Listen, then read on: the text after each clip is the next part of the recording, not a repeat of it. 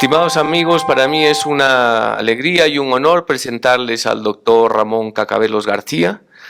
Él es presidente de la Asociación Mundial de Genómica y también catedrático de genómica. Bienvenido, doctor Cacabelos. Tengo entendido de que usted ha estado por nuestro país hace 15 años, pero que es la primera vez que viene a Huancayo. Pues sí, estoy muy satisfecho de estar aquí, muy agradecido a las autoridades de la universidad y a usted también, por supuesto, por la amable invitación que me ha cursado, y tengo una grata impresión de la universidad, de la labor que están haciendo en el plano educativo, en el plano de desarrollo y sobre todo la enorme capacidad de crecimiento que ha tenido en muy pocos años de vida, con lo cual creo que es un motivo de orgullo para ustedes. Por lo tanto, me siento muy feliz de estar aquí.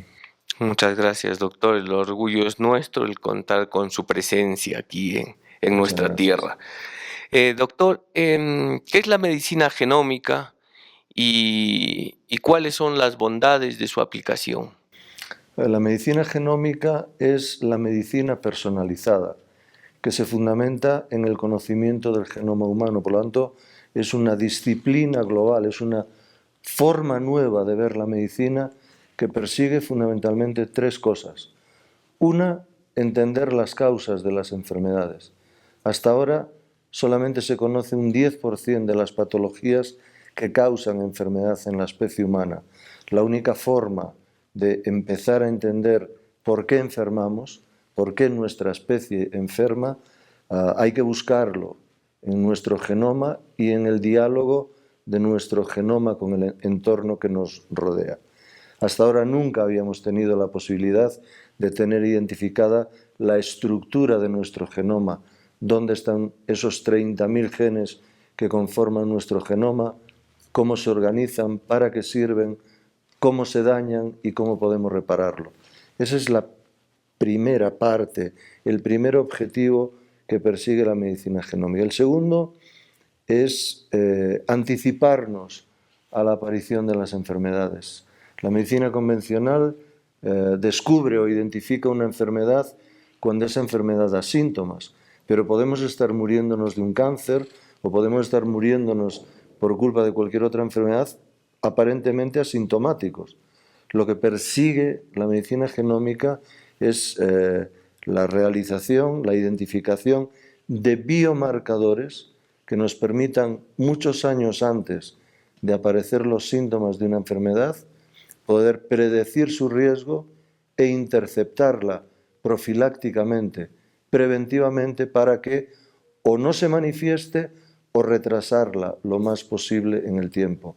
Y el tercer gran objetivo de la medicina genómica es la personalización del tratamiento farmacológico. Todo el mundo sabe que la misma pastilla no nos funciona igual a todos los ciudadanos.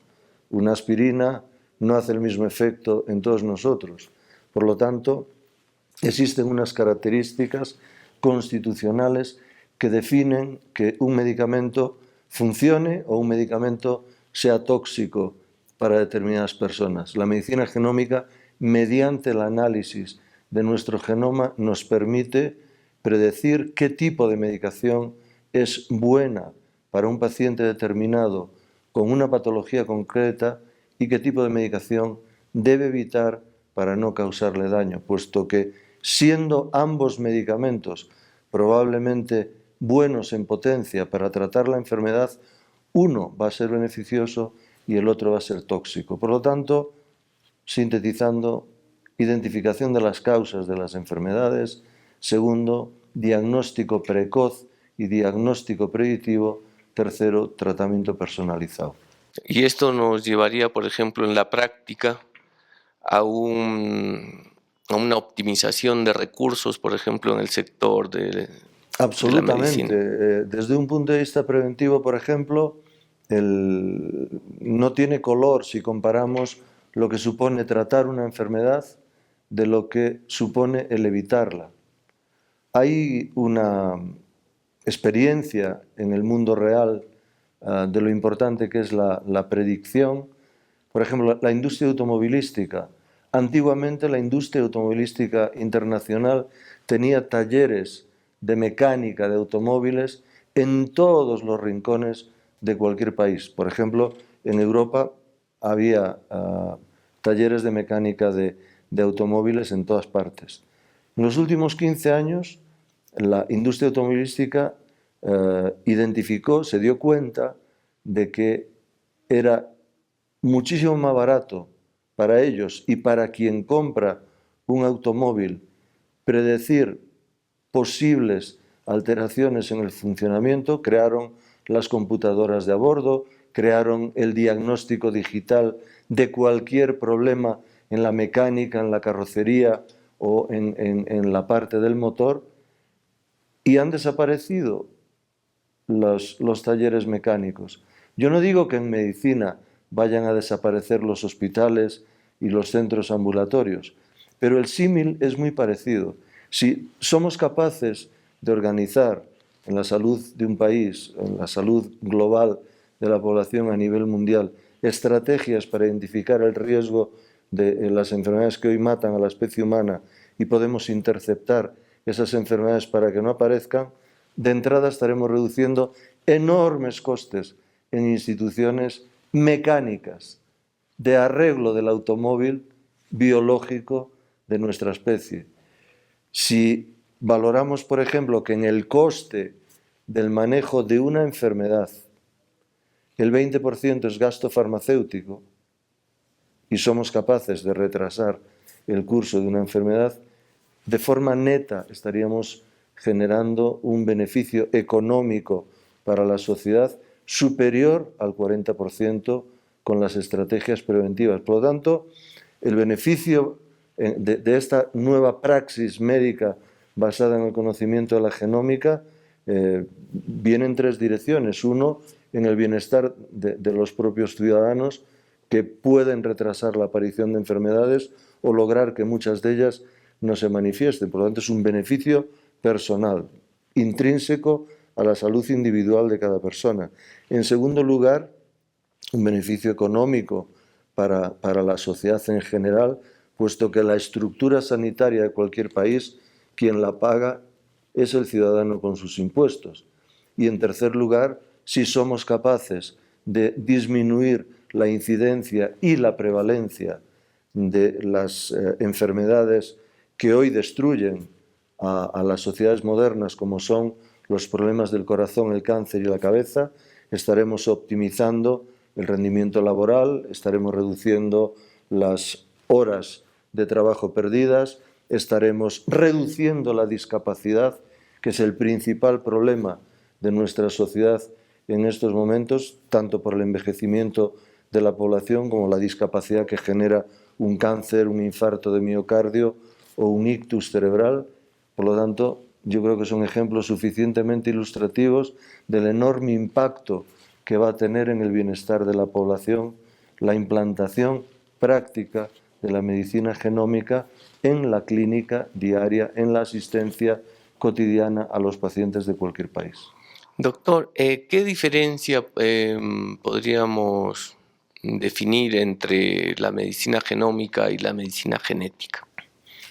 Bueno, son conceptos diferentes. La genética médica se basa fundamentalmente en la genética mendeliana, que es una genética, digamos, primitiva, es un poco la genética del sí o del no. Dice que si tenemos una mutación en el gen, un defecto, irremediablemente vamos a padecer esa enfermedad.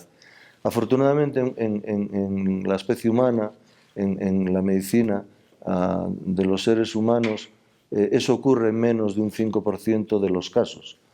La medicina genómica y la genómica médica en general funciona en términos probabilísticos y por lo tanto no es determinista como lo es la genética mendeliana. Por lo tanto, la genómica predictiva es una genómica probabilística basada en una regla de oro que dice lo siguiente: cuantos más defectos tengamos en nuestro genoma, antes aparecerá una enfermedad, tendrá un curso más rápido y responderá peor a un tratamiento.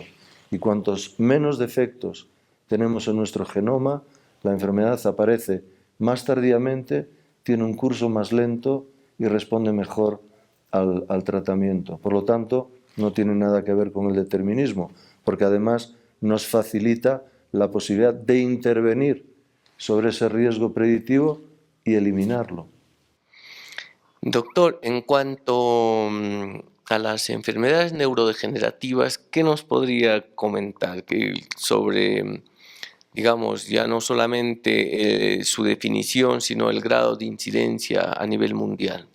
Bueno, las dos enfermedades degenerativas por antonomasia a nivel internacional son la enfermedad de Alzheimer y la enfermedad de Parkinson. Son las dos grandes, digamos, calamidades que afectan a la población adulta, crecen en prevalencia y en incidencia con la edad, suponen un coste enorme en términos económicos, de tal manera que un paciente con Alzheimer, dependiendo del estadio de la enfermedad, puede costar en euros entre 10.000 y 20.000 euros, en soles entre 30.000 y 60.000 soles.